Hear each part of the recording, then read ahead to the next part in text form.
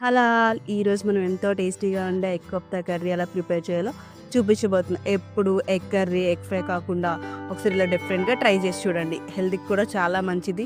పిల్లలు కూడా చాలా ఇంట్రెస్ట్‌గా కూడా తింటారు. బౌల్ తీసుకొని ఎగ్స్ బ్రేక్ చేసుకొని బౌల్‌లో వేసుకోవాలి.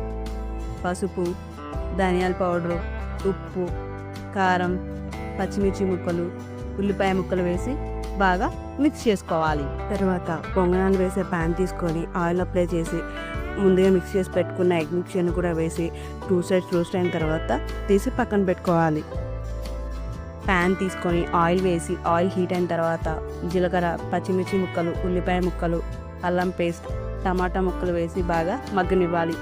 తర్వాత ఉప్పు, పసుపు, కారం, ధనియాల పౌడర్, గరం మసాలా వేసి బాగా ఫ్రై చేసుకోవాలి. కొంచెం వాటర్ కూడా వేసి ఉడకనివ్వాలి. తర్వాత ముందుగా ప్రిపేర్ చేసుకున్న ఎగ్ బాల్స్ని వేసి గ్రేవీ అంతా ఎగ్ బాల్స్ పట్టేలాగా మిక్స్ చేసుకోవాలి.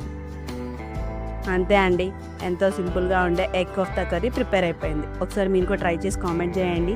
మా ఛానల్ సబ్స్క్రైబ్ చేసుకోండి. Thank you.